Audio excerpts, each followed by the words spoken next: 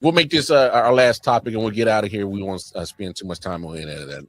I know it's starting to get late, but obviously, something that the NFL got an issue with, collusion is a word that gets thrown on the NFL owners a lot. Fans, players, former employees accuse the NFL of collusion many times, but there might be a chance that they actually might got a caught actually doing. Let's listen to Mike Florio for just a second. This is one of those moments for me that can be a little awkward because it involves NBC.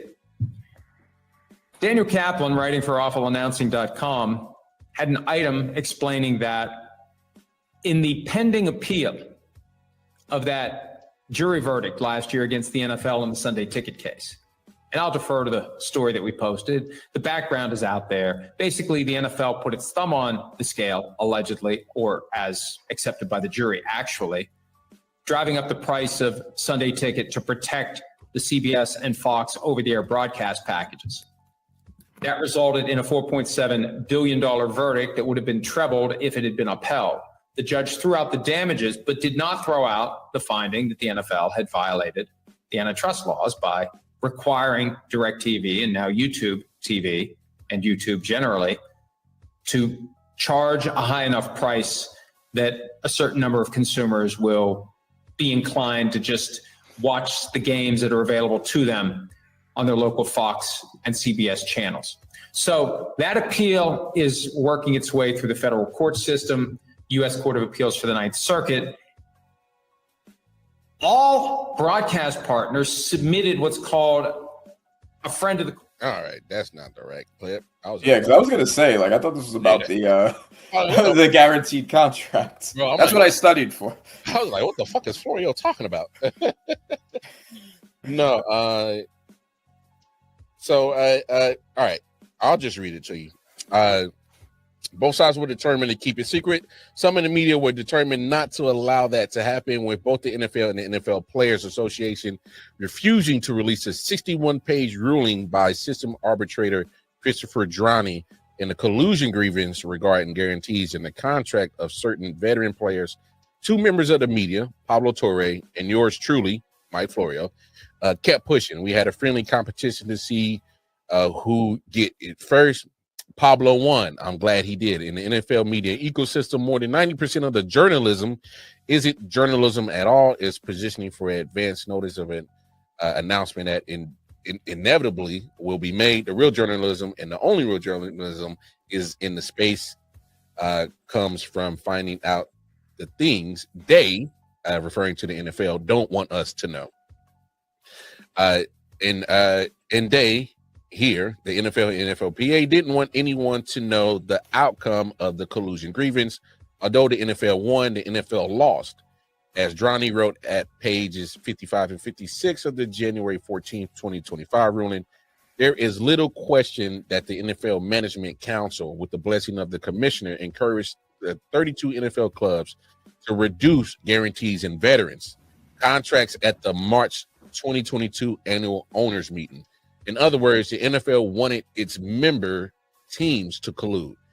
And they're basically talking about, just to sum it up and paraphrase it for you guys, after the Deshaun Watson fully guaranteed contract went out, a lot of people, ownership, amongst the ownership group, were mad about that situation. And there was other representations of the quarterbacks that were coming up. They were upset that money that Deshaun got was going to be the precedent from then point on, and they wanted to not let that happen. So after Deshaun gets the $231 million contract, there's a conversation between the Chargers owner and I believe, I can't remember the Cardinals. Cardinals. Yeah, Bidwell. Cardinals. So Bidwell pays Kyler Murray his extension, and the certain guaranteed money was at a certain point, but it wasn't fully guaranteed. So he went against the Deshaun Watson situation. Him and Spanos, who's the Chargers owner, texting, "Hey man, saw the contract you gave Kyler, Hey man, I appreciate that. So when I'm about to pay Justin, congratulations on signing him. But hey, you kind of said president, blase. I'm not gonna pay that damn fully guaranteed bullshit Deshaun Watson got neither to Justin Herbert. Hey, you set the president. Appreciate it. Kind of what that was. I'm just paraphrasing. So I'm gonna put the link in the description for you guys, and I'm gonna let you guys go ahead and read it for yourselves. Hey, Jacob, hey, appreciate you, man. Hey, hit that like, share, subscribe button, man, and tap in with us. We're here Monday, Tuesdays, and Wednesdays. All right. So pretty much, I want you to really kind of dig in on this, because obviously with you just passing the bar, it's hard. I'm gonna start right here. How hard is it to really find collusion cases? Let's start right there. So collusion cases they exist in a lot of different worlds, right? So there's antitrust laws, and they have to do with corporations colluding with each other. Mm-hmm. And sports law has always been unique because there are also the antitrust collusion laws, but it's weird because there are teams that work for one league, and although they're competitors, they also have some similar interests together, like for the overall well-being of the NFL. I mean, this is a perfect example, right? Because when they asked some of the owners of teams, John Mara, for instance, when he was asked, said, well, why would I collude with my competitors? Would I not want them to make a decision similar to what the Browns did, right? Because that benefits me. They're my competition. But the problem is, the salary cap is directly connected to the NFL as an organization. Like, it's not just the team's money. Like, they're intertwined, and the NFL also has an invested interest in maintaining a certain level of cap for each team.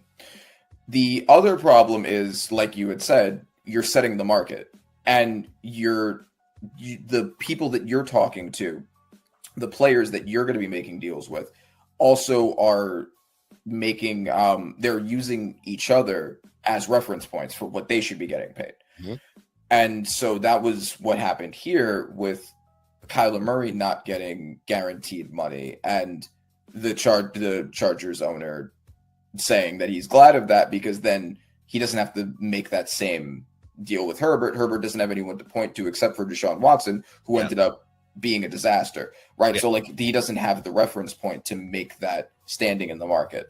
So the collusion in sports leagues is treated differently. I mean, that's why this is handled by an arbitrator, because it's a violation of the NFL's rules and also sports law on the books, and they're intertwined in kind of a different way than, say, if Coke and Pepsi were working together. Gotcha.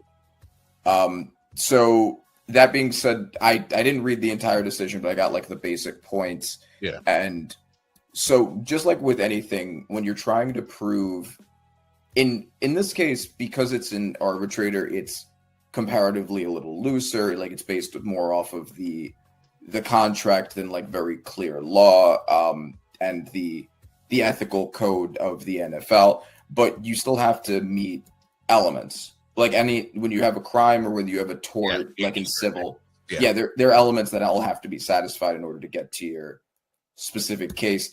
Normally in something like this, it would be preponderance of the evidence, which is different than, like, in criminal court, it's reasonable doubt, right? Like, you have to prove the defendant did it beyond a reasonable doubt. So all of the burden of proof is on the prosecution side. For civils and for arbitrators, you just have to prove more likely than not. And the judge, or in this case, the arbitrator, will weigh both evenly without like a favoritism towards one or the other. Yeah. Now, the three elements that they had to prove were, what did they have to prove? It was Okay. The first element was concerted action contemplated and invited. And they had found that it was. They found that the meeting with NFL's management council at the time, Jeff Pash, and Roger Goodell, that after that meeting, they had invited them and tried to convince them to work together to limit the amount of guaranteed money. If you remember, people were having this conversation with Lamar Jackson, also, yep, who was named as an example. Yep. And people didn't know about this case at the time, but the fact that no team was looking to trade for or sign one of the best quarterbacks in the NFL, everybody looked at that and was like, okay, there's something going on. Like, it's weird. Why don't you want Lamar Jackson? Yeah. And there is reason to believe that this was involved in that. Mm-hmm. So they were able to find that element. The second one, they had to prove that the clubs were aware. Yeah. They were not able to show that. And there were a lot of kind of weird reasons why, like, not all of the teams were at the meeting. Yeah. Robert Kraft, for instance, claimed that he didn't speak to owners and he had no idea what was going on. And I guess they believed his credibility. I don't get why, but it's Robert Kraft. But that's like sending R. Kelly to run your daycare. You know what? I'm gonna put myself in timeout. Yeah. No, it's. And the third element they had to show was if not only were the clubs invited to do it, but did the clubs do it? Mm-hmm. And they had to show essentially that because they were invited to do it by the meeting, that's the reason why the clubs didn't give the guaranteed money. Now, that conversation between the Chargers owner and the Cardinals owner, I think would have made a good case for showing that this was in fact the reason why. Because I mean, the Chargers owner is essentially saying that that's why he didn't give it to Justin Herbert. Yeah. But they weren't able to show that. There were not all of the teams, 14 of the 32 teams didn't even have the salary cap room to accommodate the damages they had said. Also, the multiple owners testifying, pointing out the thing that I said that John Mara said, like they're in fierce competition with each other. Why would we work together? And for all those reasons, the finding was that they were invited to collude, but there wasn't enough to show that they all were aware and they all were acting as the result of that invitation. Right. Which is a bit of a technicality. Law is always like that. Like it's always technicalities, loopholes. Like it's very specific language because it has to be for uniformity. But exactly, and that's why I think just the overall scheme of this conversation is, I just think that the fact that we gotten to this point where we're like Florio and Pablo Torre are trying to build this case of collusion. Mm-hmm. I'm not shocked and surprised. Are we really shocked and surprised that these? It's literally just trying to meet the requirements of to say that they did collude is the problem. To meet like you said, meet those criteria to say it was collusion. But come on, man. I think I don't think we're idiots to say that. Yeah. Hey, come on now. Like, again, the Chargers owner literally admitted. And another part of this case that I don't know if you got a chance to read it, but they had named Russell Wilson a part of this because he had stated that, hey, I had a bigger contract fully guaranteed in place with the ownership group, and then all of a sudden they got sold, and the new ownership had to still approve it. Because remember, the new ownership took over the team right before they made the trade and signed him to that extension. Mm-hmm. So all of that had to been approved for the sale to go through. And he was like, yo, I had it approved by old management, the new management, and then all of a sudden it's no longer there. So they interviewed him and put him on the stand, and he added his piece. So look. Also, one thing that's important for this is considering that this was also against the NFL, not just the individual teams, that's also a big reason why they essentially needed to show that all of the teams were working together. Yeah. That it couldn't be just certain owners; it had to be the whole NFL, because the allegations were that the NFL ownership, Roger Goodell, and the teams were all working together for this collusion. And so that's why, like, say the Chargers example, it's like, well, that shows that these two teams were colluding. This doesn't necessarily show the NFL. They were responding to the NFL's meeting. Yes.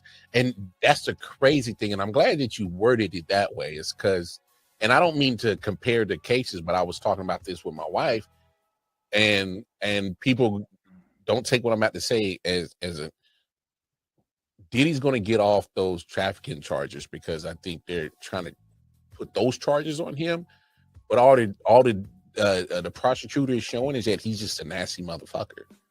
That's all they're proving. And so when you go after certain things and certain charges, or certain, hey, I'm trying to stick him for this, okay, but you're actually proving that he's just a nasty motherfucker, and you haven't proved that he's a trafficker.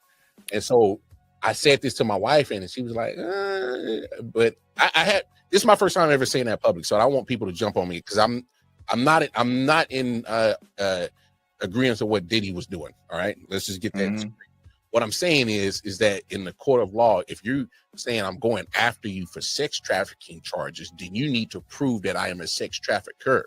And if the case is public, all right? Yeah. And so there are very specific elements for sex trafficking. You have to prove that they were facilitating and profiting from the use of sex work, essentially. Yes. And particularly coerced, depending on what stage of trafficking. Bingo. And so if people have been paying attention to the case, I'm like, oh, you're really proving he's just a nasty motherfucker. Just for me, and I don't think it meets the elements of a sex trafficker. It just meets the elements of a nasty motherfucker that needs to be behind bars because he's an abuser. That's all that they've really proven to me. So that's why I made that statement. So I mean, let me just to clarify, it does require force, fraud, or coercion. You would have to show that he used force, fraud, or coercion to facilitate someone to have sex that he then got profited from. Yes. So just to make that clear. Yeah. That's one of the elements, but and that's why this is your warehouse and we got you here. I'm just saying, just when you got to prove certain things, the wording, especially when it comes to these situations, are so important. And so when you brought that up, that they are going after the NFL for collusion, okay, all you did was just prove is that there's two people that were colluding. Mm-hmm. There's 30 other teams. All right, you didn't prove all 32. You just proved that 2. And you also didn't prove that they were doing it in response to the meeting from Roger Goodell. Yeah, telling them that that's what he wanted, right? Like that. It's a lot. It's a lot to prove. That's how the law works. Like, you have to prove some very specific shit. Hey, that's why. I'm not scared to say what I got to say, man. If I get canceled, I get canceled. Fuck it. Fuck it. It is what it is. But I'm just being honest, To help get you uncanceled, I will say that Diddy almost definitely did do trafficking. Whether the prosecution can prove it, yes. Whether the prosecution can or cannot materially prove it in court with admissible evidence, that doesn't mean he didn't sex traffic. It just is a matter of what they're able to show. Yes, is what they're able to prove, and that's why. I love this. I love this show, Lincoln Lawyer. I absolutely love it. All right. Season 3 was amazing, but season two was my joint. All right. The shorty had them all messed up, and then next thing you know, anyway, I'm gonna watch it. But no, it's what can you prove? And in this situation, they're proving elements of colluding, but when you say the NFL, you can't stick the whole NFL on this particular case, because it's hard to prove that all 32 teams, and mind y'all, it's technically 31 because the Packers are publicly owned. Yes. So it's kind of one of those weird situations right there. Where I'm like you, you know how hard it is to get 31 motherfuckers on the same page. Yeah. I don't know if they would have needed to prove that every single team, because they were trying to prove that the NFL and the teams were colluding together. They probably would not have needed to prove that every individual team participated, but they would have needed to prove that there was at least 3/4. If you ask me, so just feel what I'm saying, Randy. If you need 3/4 to pass some voting in the NFL procedure, if you get 3/4 of a colluding ownership group, that's the NFL. Well, what they would have needed to prove is that the NFL ownership and the teams were acting in concert. You could do that with a grouping of teams, right? Like, as long as the NFL is responsible for the behavior. Got you. Yes. Got you. Hey, like their invite from the NFL and then the action from the teams as a response to it. That's what they would have needed to prove. Got you. They need a smoking gun coming from Roger Goodell's email. They're saying, "Hey, I need y'all to get this guaranteed money under control." Yeah, and then a response from the teams being like, "Yes, that's why I am doing this for that reason, because you invited me, and that's why I did this very specific action." Right? Yeah. Hey, but not shocked. Right? Look, end of the day, is these billionaires gonna do what they want to do, bro. Honestly, if I was Lamar Jackson, Kyler Murray, and Russ, Russ is with a different team than he was, but Kyler Murray and Lamar Jackson, I maybe would consider sitting. Like, I would maybe consider sitting some games. I don't know what's in their contract as a response to that. I would maybe consider, as an active collective bargaining on their end, maybe pushing back on this. A bold take, but I don't hate it. Mm-hmm. But that goes to the bigger conversation, and I know we've had it before. When this CBA comes up, you got to understand, players, you got the power. Mm-hmm. And that's the thing that I need them to understand. They got the powers. Powers. It was enough to prove that those two were colluding with each other, but it's not enough to prove that the NFL as a whole was colluding. That's why I brought this topic up, and obviously with Randy's expertise of knowing law, this is something that, hey, you got to meet the requirements. I mean, it's just with anything. You gotta meet the requirements, and it's just always hard to nail the whole NFL together as a whole. Yeah. That's why you have to be careful with what your allegation is. Like, whatever your allegation is, you have to be fairly confident you can prove it. So if you don't think you can prove a specific one, because collusion between teams is still a violation of the NFL rules, right? Like, they could have still gone for them for that. Gone after those specific teams, you're saying? Yes. They could have done that. Okay. If they couldn't prove this, they could have, and they still could. I don't think that's off the table now. Yeah, there's no statute limits on it, is there? I don't think so. I don't think so. And I don't think I don't think bringing a case against the NFL would have any effect on their ability to bring one against teams. It's not like a double jeopardy situation in criminal law. Yeah. That's why you're here. Yeah, it's civil and it's arbitration, so it's you can do that. That's why you're here. Hey, and like you said earlier, and I'm glad you brought this up. Civil, all right. Mm-hmm. Is it doesn't mean that they're absent of being guilty. It's just they're absent of getting proven something.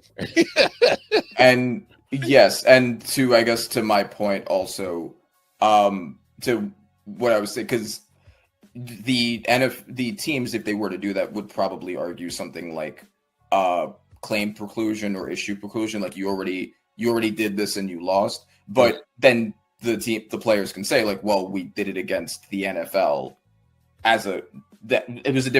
we were making a different claim that the NFL and the teams were working together. Now we're making a claim just you two teams were working together. So it's a different defendant, different party. I think they could do that, but This is not legal advice. Let me also say, Yes.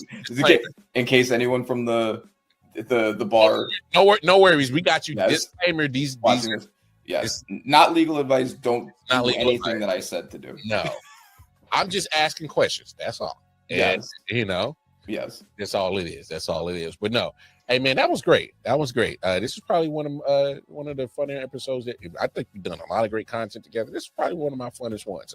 yeah, because I got to get you in your element of talking some your other side of Randy Rivers. So I was like, hey, yeah, let's do this. I like that. I like that. I'm a multi-layered sportsman. I love it. I love it, bro. Hey, that's why we got you here, man. Hey, thank you, Randy. Hey, this was great. This was great, my brother. I appreciate everything that you do for IOW in the show and the content we build. So as y'all know, y'all make sure you need audio needs. Panther on Acid on IG. Y'all know where to find me. And y'all know where to find me and Randy every Tuesday. All right. I'll be back tomorrow for the last show of the week. Other than that, take care of yourselves. July 4th, have a safe weekend. July 4th weekend. All right. Please, you see these 5 fingers? Count them up. Come back next week with all 5. All right. No JPPs in the building. All right. So other than that, take care of yourself. Take care of each other. Me and Randy, we out. Hey man, y'all be good. Peace and love, man. No JPPs, baby. Yeah, no JPPs. Not again. Yeah. Solid Hill TD, yes, what's up? Yeah, come on. IOW Sports Network, late night edition. Let's go. Come on. We about to raise the bar.